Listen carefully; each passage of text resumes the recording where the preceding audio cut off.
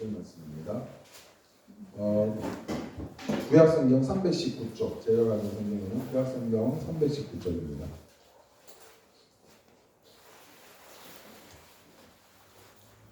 1절에서 9절까지 1절 제가 읽고 2절 여러분들 읽고 9절 같이 읽도록 하겠습니다. 여호와의 종 모세가 죽은 후에 여호와께서 모세의 수종자 눈의 아들 여호수아에게 말씀하여 이르시되 내 종 모세가 죽었으니 이제 너는 이 모든 백성과 더불어 일어나 이 요단을 건너 내가 그들 곧 이스라엘 자손에게 주는 그 땅으로 가라. 내가 모세에게 말한 바와 같이 너희 발바닥으로 밟는 곳은 모두 내가 너희에게 주었노니 곧 강나와 이 레바논에서부터 큰 강 곧 유브라데강까지 풍속 속에 온 땅과 또 해진 쪽 대해까지 너희의 영토가 되리라. 내 평생에 너를 능히 대적할 자가 없으리니 내가 모세와 함께 있었던 것 같이 너와 함께 있을 것임이니라. 내가 너를 떠나지 아니하며 버리지 아니하리니 강으로 인내하라. 너는 내가 그들의 조상에게 맹세하여 그들에게 주리라 한 땅을 이 백성에게 차지하게 하리라. 오직 강하고 극히 담대하여 나의 종 모세가 내게 명령한 그 율법을 다 지켜 행하고 우로나 좌로나 치우치지 말라. 그리하면 어디로 가든지 형통하리니 이 율법책을 내 입에서 떠나지 말게 하며 주야로 그것을 묵상하며 그 안에 기록된 대로 다 지켜 행하라. 그리하면 내 길이 평탄하게 될 것이며 내가 형통하리라. 같이 읽겠습니다. 내가 내게 명령한 것이 아니냐. 강하고 담대하라. 두려워하지 말며 놀라지 말라. 내가 어디로 가든지 내 하나님 여호와가 너와 함께 하느니라 하시니라. 아멘. 오늘 필승 전략이라는 말씀으로 같이 나눴으면 좋겠습니다. 여러분들은 언제 불안과 초조함 이런 것을 느끼나요? 대부분 사람은 모르는 것에 대해서, 그죠? 미지의 어떤 존재에 대해서 미래를 예측하지 못하기 때문에 불안과 초조함을 느낍니다. 큰 병에 걸리더라도 낫는다는 보장만 있다면, 그죠? 버틸 수 있겠지만 병을 치료하는 과정에서 나을지 안 나을지 알 수 없어서 불안을 느낍니다. 이처럼 우리는 미래를 예측할 수 없기 때문에 불안과 걱정, 초조함으로부터 벗어날 수가 없어요. 그러면 이런 불안과 초조에서 어떻게 벗어날 수 있을까? 오늘 마찬가지로 불안에 떠는 새롭게 지도자가 된 여호수아의 이야기를 통해서 반드시 이길 수 있는 필승 전략을 한번 알아보도록 하겠습니다. 하나님은 하나님 나라를 만드시기 위해서 제사장 나라를 만들어 가시기 위해서 아브라함에게 민족과 땅에 대한 약속을 하셨죠. 12장에 창세기 12장에서 그래서 아브라함과 이삭, 야곱 이야기를 거치면서 점점 민족을 이뤄가세요. 그리고 애굽 땅에서 이제 완전히 폭발적으로 인구가 늘어나면서 이제 이스라엘 민족이 형성이 되죠. 그리고 출애굽기가 시작되면서 이것은 다시 한번 확인할 수 있습니다. 그 대민족이 이동한다는 것. 다른 이방 나라 사람들이 두려워서 떨었다고 그러잖아요. 너무나 많은 인구. 비록 전쟁을 해보지 않았겠지만 이제 남은 약속은 땅에 관한 약속이 남아있어요. 출애굽기는 이렇게 이스라엘 백성들이 땅을 찾아가는, 하나님이 약속하신 땅을 찾아가는 이야기. 그 땅에 들어가는 유일한 조건이 뭐였을까요? 땅에 들어가는 유일한 조건. 우리가 계속 나누고 있었는데 바로 율법이죠. 말씀. 하나님의 말씀을 믿고 하나님만을 섬기는 것. 하나님의 백성으로서. 그것이 바로 그 땅에 들어가는 조건이었어요. 근데 우리가 앞서도 나눴지만 어떻게 됐죠? 시내산에서 율법 받는 그 과정에서 이미 송아지 만들고 우상 숭배를 해서 실패하고, 그리고 가데스 바네아에서 12명의 전탕꾼이 믿음으로 고백한 사람은 오직 2명밖에 없었고, 다들 모세 죽이고 다시 돌아가자고 하나님을 업신여겨서 결국은 모든 1세대, 갈렙과 여호수아를 제외한 모든 1세대가 광야에서 다 쓰러지고, 심지어 지금 탁월한 지도자 예수님이 변화산에서 만났던 모세와 엘리야, 이스라엘 민족이 정말 인정하는 가장 다시 만나고 싶은, 그래서 모세의 지도자와 그리고 엘리야 선지자, 예수님도 선지자 중에 한 명, 엘리야가 다시 온 거라고 생각했잖아요. 그만큼 모세와 엘리야를 크게 취급했는데 그 모세가 지금 이제 죽고 이제 여호수아가 다음 리더십으로 이제 이끌어가야 됩니다. 하나님의 약속의 땅을 향해서 가야 되는데 이런 위기 상황 속에서 여호수아는 어떻게 이겨나갈 수 있었을까? 오늘 보니까 하나님께서 이 두렵고 떨리는 마음으로 불안해하는 여호수아에게 나타나셔서 말씀해 주신 거예요. 2절부터 4절까지는 모두 하나님께서 이스라엘 백성에게 주겠다고 했던 그 말씀을 다시 한번 확인시켜 주는 거예요. 신명기랑 비슷하죠. 히브리어는 동사에 주어가 포함되어 있어요. 그래서 내가 먹다 이런 식으로 동사에 포함되어 있는데 하나님께서 특별히 강조하시기 위해서 아니 내가라는 말을 직접 사용하세요. 1장 2절 같이 읽겠습니다. 내 종 모세가 죽었으니 이제 너는 이 모든 백성과 더불어 일어나 이 요단을 건너 내가 그들 곧 이스라엘 자손에게 주는 그 땅으로 가라. 이게 어떻게 해요? 내가 그리고 또 내가 준 이렇게 된 거예요. 강조한 거죠. 이것은 하나님께서 신실하시기 때문에 반드시 약속을 성취하신다는 그것을 다시 한번 보여주는 거죠. 그렇기 때문에 하나님은 6절, 9절에서 여호수아에게 강하고 담대하라 라고 말씀하시는 거예요. 우리는 이 말씀을 흔히 중요한 일을 앞두고 큰 일을 앞두고 이렇게 많이 사용했을 거예요. 강하고 담대하라. 서로를 위로하면서. 근데 어떻게 보면 우리가 이것을 주문처럼 이렇게 이 말씀을 외운다고 해서 강하고 담대하게 되는 게 아니고 하나님의 명령이 그 안에 있는 거예요. 어떤 명령? 8절에 같이 읽겠습니다.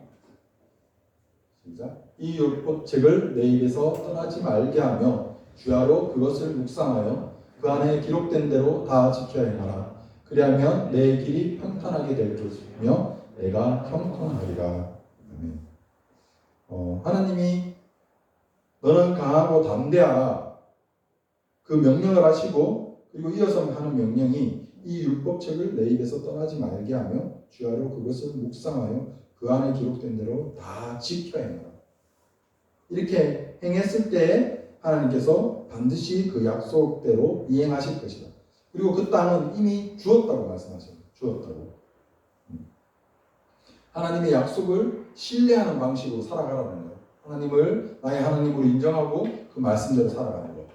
그것이 바로 그 약속을 쟁취할 수 있고 우리가 이 땅에서 형통할 수 있는 방법이죠. 오늘 우리가 불렀던 찬양 가운데서 우리 중고등부도 말씀은 다른 말씀이었지만 이 찬양으로 같이 나눴었는데요. 하나님의 말씀이 우리의 운명이 돼요. 물론 우리가 운명 이런 것을 믿지는 않지만 하나님 말씀에 운명을 거는 자 되게 깊지 않아요. 깊고 무거운. 근데 그런 한 사람을 정말 찾으시는 거죠. 지금 하나님이 여호수아에게 와서 말씀하시는 것도 마찬가지예요. 너희가 내 말을 믿고 따르면 그대로 지켜 행하면 반드시 이미 내가 준 그 땅에 너희들이 들어가서 차지할 것이다. 그렇기 때문에 너희들은 강하고 담대하라. 하나님은 한 번도 어떤 이스라엘이 가진 힘과 능력, 조건 가지고 사용하시지 않으셨어요. 모든 것이 하나님 주도적으로 행하셨죠. 10가지 제안도 마찬가지고 그 애굽 땅에서 나올 수 있었던 그것도 하나님께서 다 행하셨단 말이죠.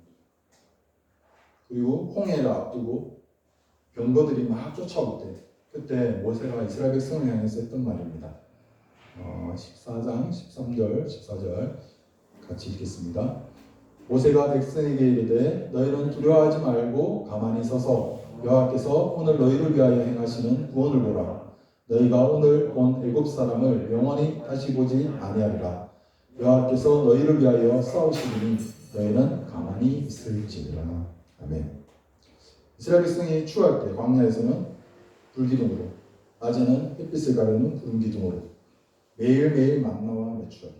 신명기 몇 장이죠? 그때 고백하는 것도 마찬가지죠. 너희들이 광야에서 신발이 끊어진 적이 있느냐? 옷이 해진 적이 있느냐? 너희들이 먹을 것, 마실 물, 모든 것을 하나님께서 공급하시지 않았느냐? 모든 것을 전부 다 하나님이 해주셨어요. 왜냐하면 하나님께서는 약속을 지키시는 거예요. 아브라함을 통해서 약속하신 그 하나님, 민족과 땅을 약속하신 하나님께서 그것을 행하시기를 원하시기 때문에 하나님께서 주도적으로 이끌어 가신다는 거죠. 하지만 하나님, 이스라엘이 실패할 때가 있었어요. 언제죠? 방금 우리가 언급했던 금송아지 사건. 가나안 땅에 들어가서 가나안 땅에 들어가기 전에 먹는 것 가지고 불평하고 마실 물 가지고 불평하고 이때 하나님이 다 쓸어버리셨잖아요. 우리가 해야 할 일은 하나님의 약속을 믿는 거예요. 믿는 거예요. 그 말씀을 붙드는 거예요. 그렇게 될 때 우리가 형통하게 된다고 말씀하시고 계십니다. 다시 한번 8절 말씀 읽어보겠습니다. 이 율법책을 내 입에서 떠나지 말게 하며 주야로 그것을 묵상하며 그 안에 기록된 대로 다 지켜야 행하라. 그리하면 내 길이 평탄하게 될 것이며 내가 형통하리라. 아멘. 이스라엘 백성이 하나님의 그런 약속 가운데서 반대할 때 얻는 결과, 그게 바로 형통함이라는 거예요. 그 형통함이 과연 무엇일까? 우리는 형통 이거 어디서 들어봤죠? 만사형통. 네. 또 성경 인물 중에 되게 아이러니한데 계속 형통하다고, 그 사람 형통하지도 않은데 계속 형통하다고 막 성경이 우기는 거 있어요. 누굴까요? 요셉. 요셉. 뭐죠? 형제한테 팔려갔는데 형통하다고. 그리고 보디발 집에서 좀 성공하다가 뭐죠? 그 모함 받아서 감옥에 갇혔는데 형통하다고 그러고. 뭐야? 감옥에 갇혔는데. 그 감옥에 갇힌 것도 대략적으로 정확하게 몇 살이죠? 정확하게는 모르겠는데 13년 아니면 17년 동안 감옥에서. 근데 하나님, 그 성경은 형통하다고 우기는 거예요. 그 형통이 도대체 뭐야? 형통이 뭐야? 6절 같이 읽어보겠습니다. 여호수아 1장 9절에 이렇게 말씀하고 있습니다. 내가 내게 명령한 것이 아니냐? 강하고 담대하라. 두려워하지 말며 놀라지 말라. 내가 어디로 가든지 내 하나님 여호와가 너와 함께 하느니라 하시니라. 아멘. 깨죠. 우리는 형통이 뭔가 진짜 경부 고속도로처럼 쫙 펼쳐져야 되는데, 우리가 상상하는 아우토반 이런 고속도로가 내 앞에 딱 펼쳐지고 이런 거라고 상상했는데, 하나님의 형통이, 하나님이 나와 함께 하십니다. 이게 아멘으로 받아들여져야 돼요. 왜냐하면 하나님이 전능자시잖아요. 구원자. 이때까지 이스라엘을 어떻게 구원해 오셨어요? 하나님이 다 하셨다고 그랬잖아요. 너희는 잠잠히 있으라. 가만히 있으라. 하나님께서 이때까지 해오셨단 말이에요. 하나님과 함께 있는 것이 형통한다는 거예요. 그것이 바로 우리가 승리할 수 있는 조건이에요. 지금 이스라엘 가나안 땅을 앞두고 있는 1세대 지도자, 영적 지도자, 실질적인 지도자, 모세를 잃어버린 그 이스라엘 민족을 앞두고 이제 리더로 앞장서야 될 여호수아가 지금 두려운 거죠. 왜냐하면 여호수아 갈렙이 지금 나이도 실제로 제일 많아요. 그죠? 제일 많고 경험도 많고 전부 다 물론 40년 지났으니까 삐약삐약은 아니겠지만 1세대로 다 죽고 자기들만 1세대인데 지금 가나안 땅 앞두고 들어가야 되는 거예요. 가나안 땅은 어떤 땅이죠? 풍족한 땅이지만 철기 문화라는 거예요. 블레셋. 철제 무기를 가지고 있고, 제가 이야기했었나요? 이스라엘은 철 무기를 언제 가지기 시작했냐면 다윗 때, 다윗 이후에 철 무기가 있었어요. 오직 사울과 연화되는 데만. 그러니까 싸움이 안 되는 거죠.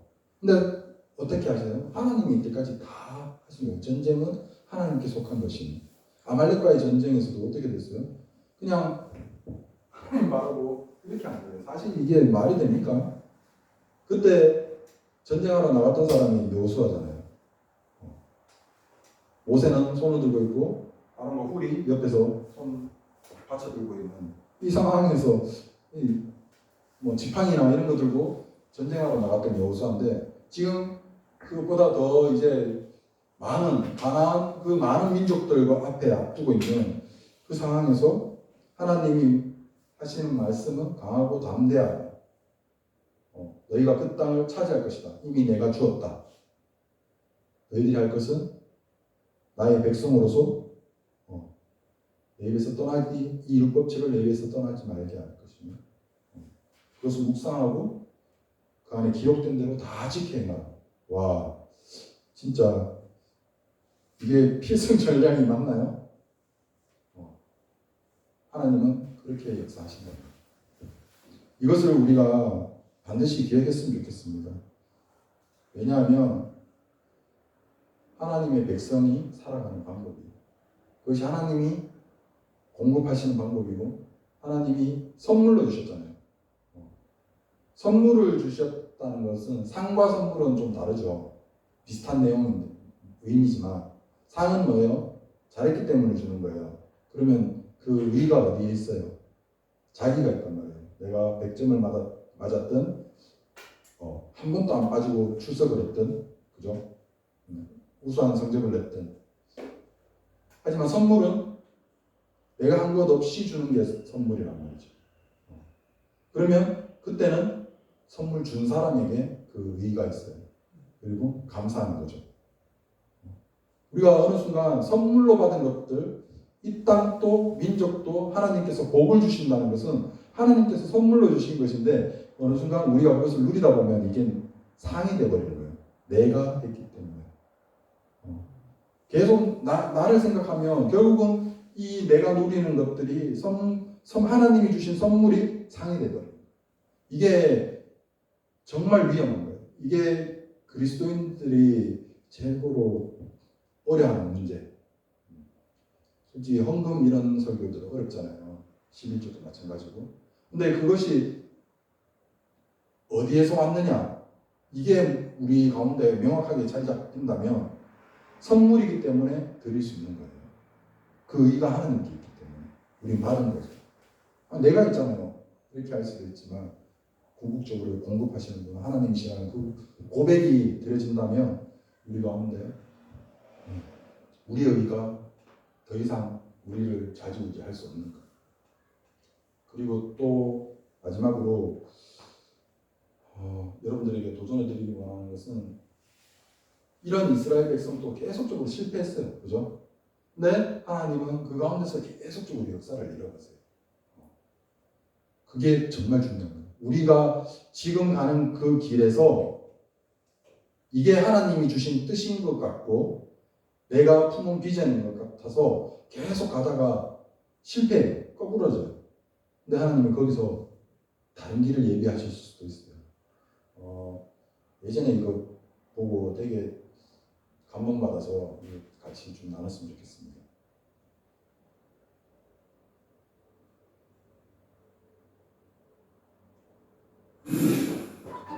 서너 살짜리 아이들의 이런 낙서들 익숙하시죠? 하지만 이 평범한 낙서가 이렇게 변할 수도 있습니다. 이 멋진 작품들의 공동작가인 캐나다 화가 루스 오스터만과 그녀의 2살 배기 딸 이브를 소개합니다. Hello, EBS TV News viewers. My name is Ruth Osterman, and this is Eve. She's my 2.5-year-old daughter, and we have recently begun collaborating with each other with our art. So she'll begin a sketch for me. She'll sketch out. She'll give me inspiration and guidance as to what direction to take it in, and I will take her sketch and paint over top of it, and kind of include her scribbles and drawings and turn a painting out of it. And we are very excited to share this with you in our process, and we hope you enjoy it. 루스는 결혼 전부터 캐나다를 비롯해 영국, 호주, 미국 등지에서 작품 활동을 해왔습니다. 주로 사실적인 초상화와 풍경화를 그려왔죠. 하지만 결혼해서 이불을 임신한 내내 슬럼프에 빠져 그 어떤 작품도 그릴 수가 없었습니다. 그러나 아이를 낳고 딸이 낙서하는 모습을 관찰하면서 예술적인 영감을 얻고 그녀는 다시 한번 새롭게 예술가로 거듭나게 됩니다. But when I paint with Eve, it is such a gift that she gives me because she, when I watch her, she just makes strokes and movements and scribbles, and there's no second guessing herself. There's no idea that she could ever even make a mistake, and I find that so beautiful and inspiring for me. So when I paint with her, it encourages me to not second guess myself and any mistake that I think that I'm making to realize that it's not a mistake and it's actually art and it's just the process of art. So it's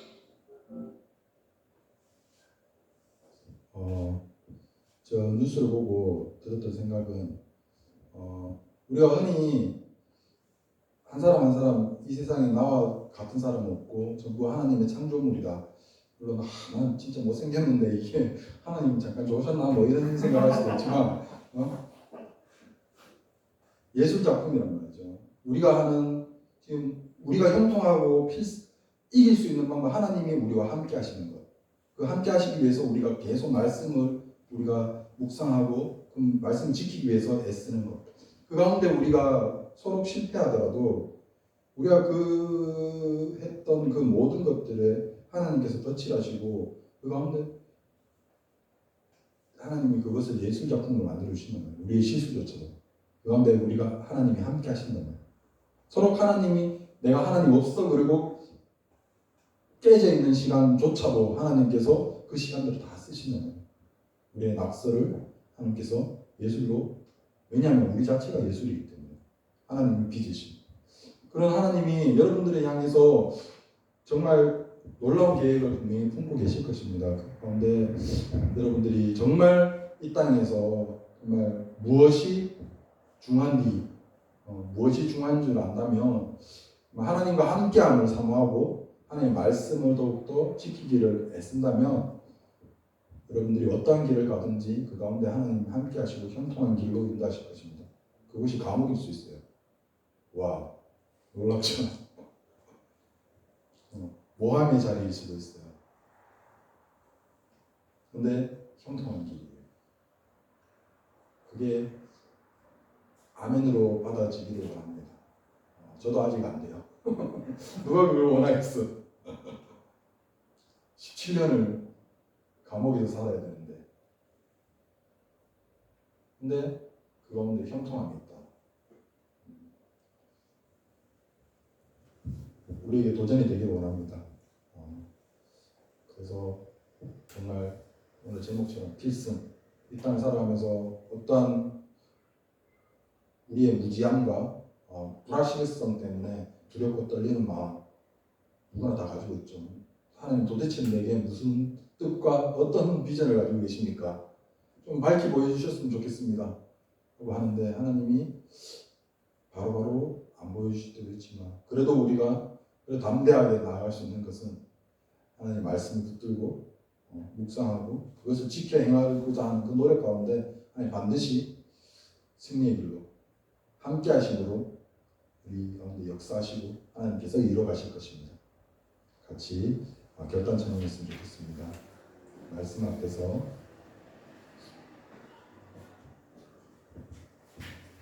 일단 저 영상 꺼줘도 될 것 같아요.